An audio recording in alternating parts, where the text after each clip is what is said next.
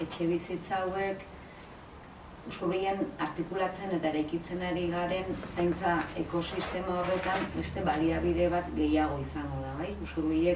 Usurbien urteak daramatzagu zaintzak eraldatu nahian, herri estrategia bat osatua daukagu, eta horren barruan ikuste genuen ere zaintzak zer lerrotasunez landu behar degula ulertzetik, zaintzak ere etxe bizitza politikan eragin behar duela. Ez hartzen ari den gizarte honetan, zaintzak beharrak areagotzen ari den gizarte honetan, bakardade hautatuan bizi diren pertsonen kopuruak gora egiten ari den gizarte honetan, nolabait etxe bizitza politikak ere erantzun behar diola kolektibo horri, ez? Eta beraz, etxe bizitza hauek badatoz horretarako pentsatuak, ez? Eta guretzako aukera bada, Matiak urte luzeetan aritu da ere horretan sakontzen, egurtze egin gisa horretako 6 etxe bizitza sortu dira, eraiki dira, eta 6 horietako 4, Matiak eta Usurbilgo udalak sinatu dugun lankidetza hitzarmen bati esker, horietako 4 udalak berak eskainiko ditu, ez? Esan dezakegu beraz, etxe bizitza hauek gure etxe bizitza publikoen parkea handitzera datorrela,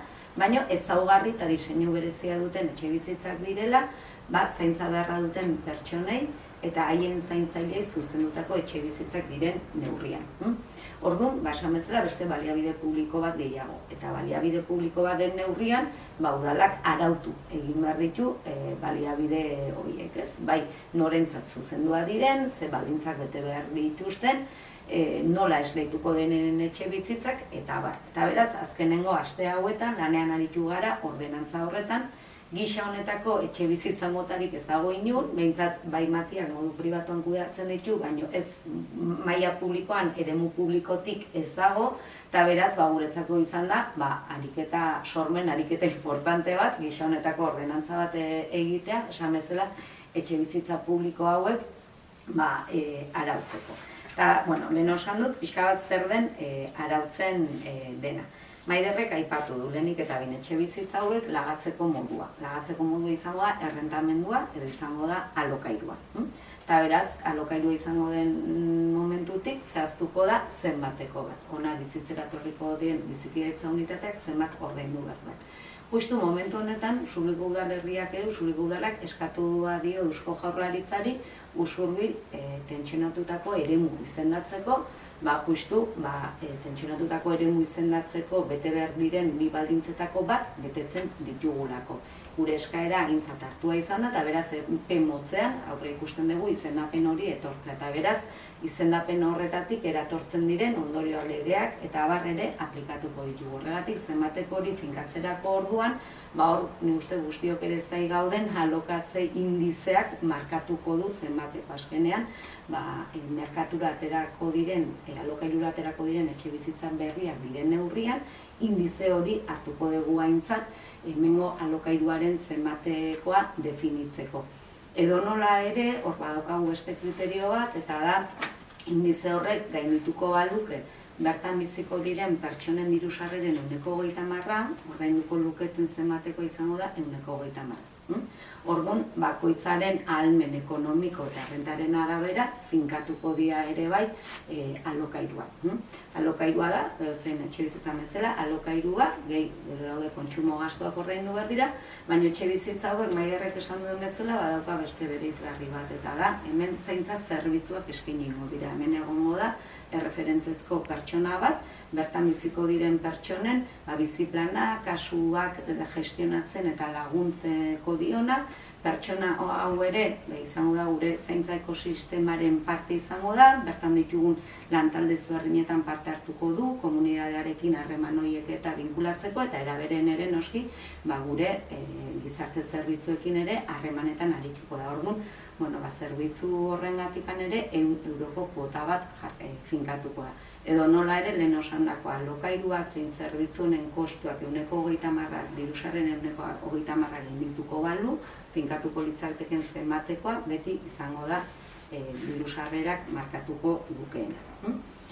Orduan hori zenbatekoei dagokionez, eta gero, etxe bizitza hauen onuraduna. Esan dugu, termino orokorretan, bai direla zaintza behar duten pertsonak, eta baita ere bere zaintzaileen gain, ez? Etxe bizitza hauen diseinuak bietan jartzen du begirada, biek bizitza autonomo bat eta ongizate maila bat eraman ahal izateko. Hori zaintza behar duen pertsona, baizik eta bere zaintzailea ez. Izan maila afektibotik zaintzen duena, senar-emaztez, alaba, berdintzaigu, harremana, edo laguna, ez dauka zertan horretik bizikidetza unitateaz hitz egiten dugu, familiaz, bizikidetza unitateaz, edo asko ere bakarri bizidia zaintzaile profesional baten laguntzarekin. Orduan, hauek ere pentsatuak daude, gero ikusiko dituzue, bilogela bakoitzak ere bere espazio intimoa ere izango du etxe bizitza hauetan nahiko balute. Beraz, onuradunak zaintza beharra duen pertsoneta zaigeanean 3 kolektibo ditugu buruan. Hendabiziko kolektiboan da lehen, bigarren edo 3. graduko mendekotasunen bat aitortua izatea eta gutxienez 60 urte izatea. Bigarren kolektiboan baita ere lehen, bigarren edo 3. graduko mendekotasuna aitortua izatea eta 18 edo 59 urte bitartean izatea. Egoera horretan ere baditugulako pertsona, Pixkaleno Maiderrek esan duen ildotik, eta 3. kolektiboan 175-eko desgaitasuna aitortua izatea eta 18 eta 59 urte bitartean izatea. Nahiko genuke 4 etxe bizitza hauetako bat, justu 2. eta 3. kolektiboan barruan dauden pertsonei zuzendutakoak izatea. Alegia nola baite, gazteagoak diren bizikidetza unitate horiek ere aukera izatea bertan bizitzeko ez. Askotan, gaur egungo etxeak ez daudelako egokitua, zailtasuna dituztelako, eta beraz kolektibo horiek ere, pertsona horiek ere baditugu buruan. Gero badaude bestelako noski baldintza batzuk ere, baina nagusienak horiek noski usurbilen erroldatuak egotea. Hori ere, erroldarena bada baldintza bat, usurbildarrentzat zuzendutako etxe bizitzak diren neurrian. Eta beste 2 aipamen etxe bizitza hauek esleitzeko moduaz. Etxe bizitza hauek esleituko dituzte gizarte zerbitzuek egindako baremazio baten bidez. Hor, hainbat aldagai hartzen dira kontutan, beraien ordura arteko etxe bizitzaren egoera zein den egoera pertsonala, soziofamiliarra, zer nolako parte hartze komunitari bat duen, mendekotasuna, egoera ekonomikoa, herrian zer hotze duen, orduan hor daude aldagai horiek baloratuko dira, eta gizarte langileek egindako txostenaren bidez egingo da baremazioa. Etxe bizitza hau behin barematuta eta baldintzak betetzen baditu, esleituko zaio zaintza behar duen pertsonari. Baina gero kontratua egiten denean, gero egongo da udalarekin kontratu bat egiten denean, kontratuan kontratuaren titularrak izango dira bizikidetza unitatea izango da. Porque bizikidetza unitatearen diru sarrerak hartuko direlako aintzat, finkatzeko alokairuaren zenbatekoa. Hori bai, profesional berarekin biziko dela, zaintzaile profesional bat balima da, hori ez da aintzat hartuko. Ulertzen dalako bera langilea dela, eta ez dela bizikidetza unitate bat. Hemen bizi dela lan kontuen gatik. Beraz, bere diru sarrerak noski, ez liratezke kontutan hartuko.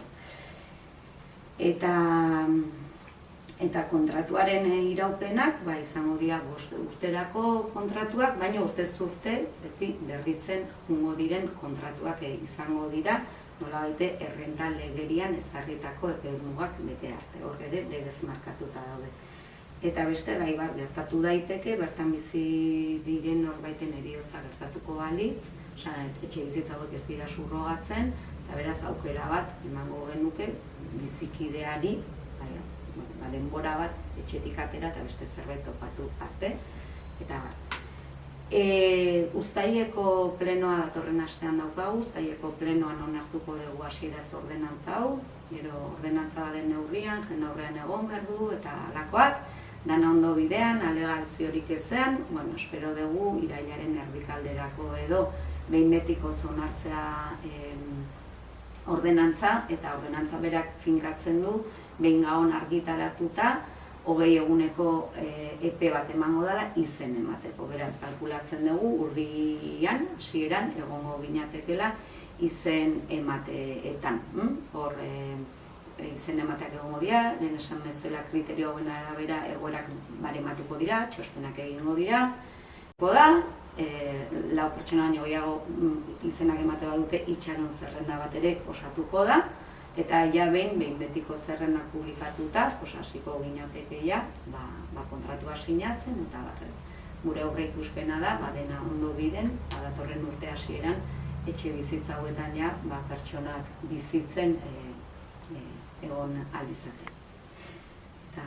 Nik gauzatxo bat lehen ahaztu ditzat esate, baina uste importantea dela argitzea, bat orokorrean, etxe bizitza hauek askotan, nola ez daude gure imaginarioan, lehen aintzindariak dira, nahasmena sortzen dalako askotan etxe bizitza tutelatuekin.